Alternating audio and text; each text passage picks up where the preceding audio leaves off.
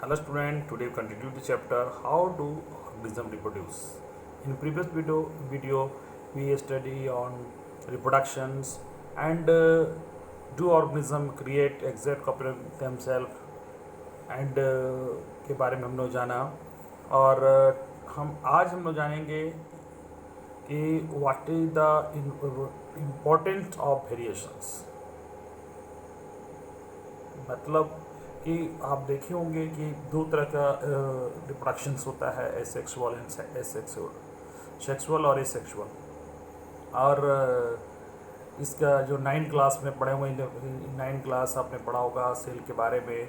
और सेल के अंदर में जो न्यूक्लियस होता है, in the nucleus present of the chromosome the genetic material that is the responsible for our genetic character, that is the inheritance from the one generation to next generation. The populations of the organism is well defined to balance to in this the ecosystem using the ability to reproductions and consistency of DNA copy during the reproduction important to maintain the body design which are allowed to organism to the particle needs, meaning that means कि जो जीव जो होते हैं जहाँ पर होता है उसमें एक मैं बताऊँ कि रिप्रोडक्शन का एक बहुत ही एक उसमें पावर होता है और वो बार बार वो रिप्रोडक्शन के थ्रू रिप्रोडक्शंस जो होता है वो आपका उससे पहले मैं ये बताना चाहूँगा कि रिप्रोडक्शंस में 2 सेल्स भाग लेते हैं। ये सेल्स 2 तरह के सॉरी होते हैं। एक होता है ह्यूमन बींग्स भी हम लोग बात करें या एनिमल की बात करें, एक सोमेटिक सेल, एक जर्म सेल। सोमेटिक सेल्स हमारे बॉडी स्ट्रक्चर को बनाता है और जर्म सेल जो होता है जो रिप्रोडक्शन भाग लेता है। और एक जो प्लांट की बात करें vegetative cell and reproductive cell, जो वेजिटेटिव जो पार्ट्स बनाते हैं और रिप्रोडक्टिव में जो फ्लावर होता है वो रिप्रोडक्टिव पार्ट होता है। तो मैंने ये पता कि इंपॉर्टेंट वेरिएशन क्या होता है। वेरिएशन का मतलब होता है कि विविधता, यानी कि एक ही जीव के एक ही एनिमल के सारे बच्चे एक जैसे नहीं होते हैं। आप देखेंगे जितने भी जीव हैं वो सारे के बच्चे एक जैसे नहीं होते हैं। They are different for each other for the some reasons, कुछ ना कुछ उसमें डिफ्रेंसिएशंस होते हैं, दैट इज कॉल्ड वेरिएशंस। उसी को हम लोग कहते हैं वेरिएशन। ये कि 2 जीव सारे बच्चे में कुछ ना कुछ वेरिएशन है, क्योंकि हमेशा इन्वायरमेंट चेंज होते रहता है। इन्वायरमेंट जो है कि आपको मालूम है इससे पहले बहुत से जीव आए। मैं बताया कि तकरीबन 1.5 लाख जीव जो है पृथ्वी पर जन्म लिए, लेकिन सब नहीं रहे। आखिर क्या कारण रहा? ठीक है, रिप्रोडक्शन भी लोग भी करते थे, लेकिन फिर उन लोग क्यों नहीं? क्योंकि देखिए उसमें कुछ वेरिएशंस नहीं आया, कुछ नया गुण नहीं आया। ये चलते वो क्या हुए कि वो सर्वाइव नहीं कर पाए। वो जीव ये लाइफ के रेस में वो ख़त्म हो गए, वो जीव अब नहीं है। वो उसके जीव का अस्तित्व ही हमारे बगल से जिसे आप पढ़े होंगे जुरासिक डायनासोर के बारे में, they are the destroyed after the some reasons. मैंने उसके बारे में से कहा जाता है कॉमेट्स गिरने के बाद उसकी वो सर्वाइव नहीं कर पाया और उसकी मौत हो गई। यानी कहने का मतलब होता है कि जीवों में कुछ न कुछ variations by the sexual reproductions come some variations in the animal of the next generations. They help to feed to survive the adverse conditions of the environment. वो एडवर्स कंडीशन में उसको जीने का एक क्या कहते हैं उसको एक एबिलिटी देता है। इससे आप आज जो आप जीव देख रहे हैं और एक इवोल्यूशन चैप्टर आप लोग पढ़ना नहीं है इस सिलेबस में इस बार। इवोल्यूशन में है एक डार्विन लेमार्क ने बहुत से इवोल्यूशन सिद्धांत दिया, इसमें बताया है कि जीव कैसे जो है वो नए जीव आए वो पहले से बहुत फिट हुए, ठीक है, वही तभी जाके वो आगे हिट हुए। यानी कहने का मतलब है कि जीवों में वेरिएशन बहुत ही ज़रूरी है, क्योंकि उस वेरिएशन से नए गुण आते हैं और नए गुण जीवों को नए इन्वायरमेंट में जीने के लिए एक उसको एक एबिलिटी देता है। जैसे आप देखे होंगे कि जितने आप हर समय एवरी टाइम हर जीव में के जीव जितने भी हैं सारे में कुछ ना कुछ बेसिस से आप वायरस के ले लीजिए, बैक्टीरिया के ले लीजिए, ह्यूमंस की बात कर लीजिए, चाहे कोई भी जीव की बात लीजिए, सारे में जो आज है इवोल्यूशन में आप चैप्टर 14 आप पढ़ते तो उसमें समझ में आता है आपको जितने जीव आज हैं वो पहले ऐसे नहीं थे।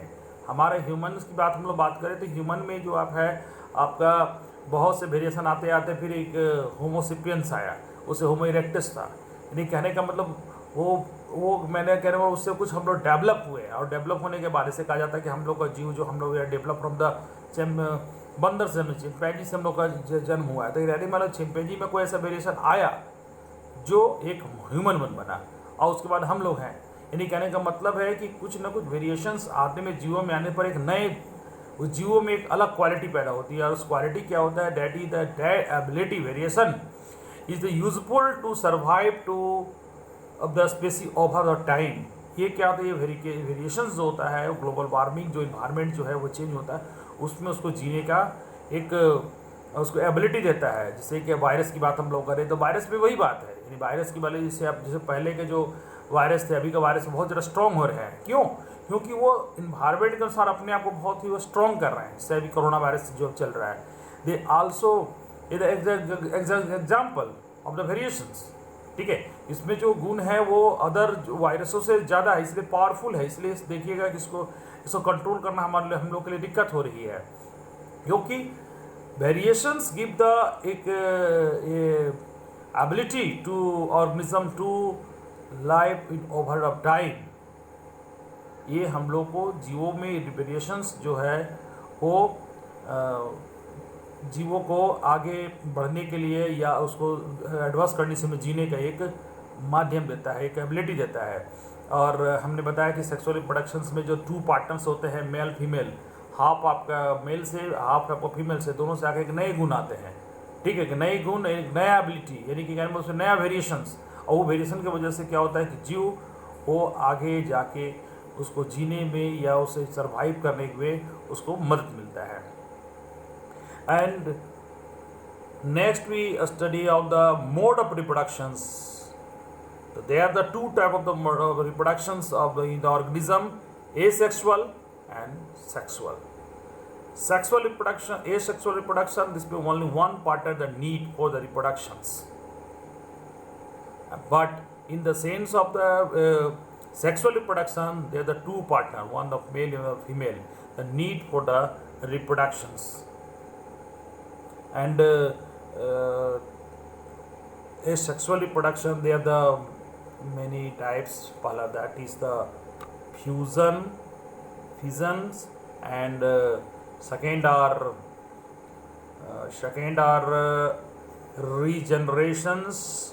regeneration, and next are budding is also a sexual reproduction parts, and next is the vegetative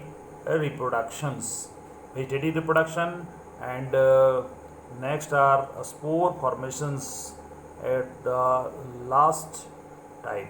They are the types of the asexual reproductions. First of all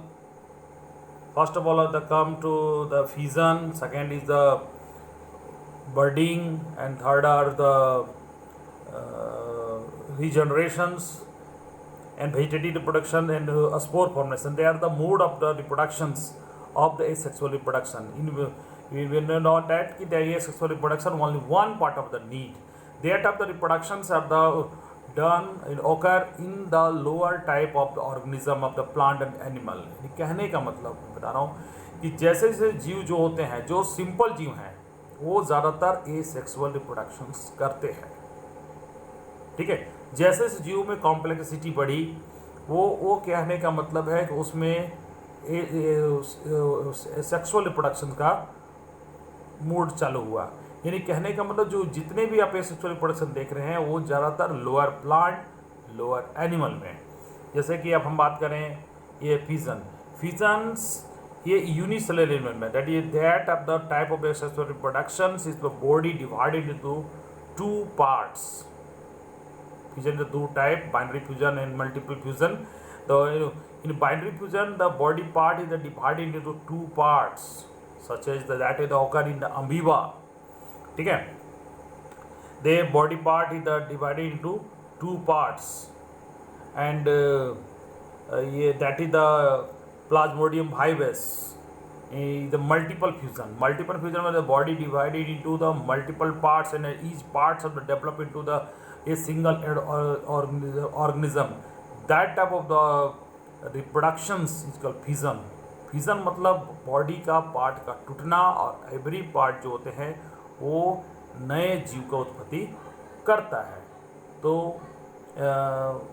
आज हमने जाना वेरिएशंस क्या होता है, वेरिएशन कैसे नीड है, एंड मोड ऑफ रिप्रोडक्शंस में हमने बात किया।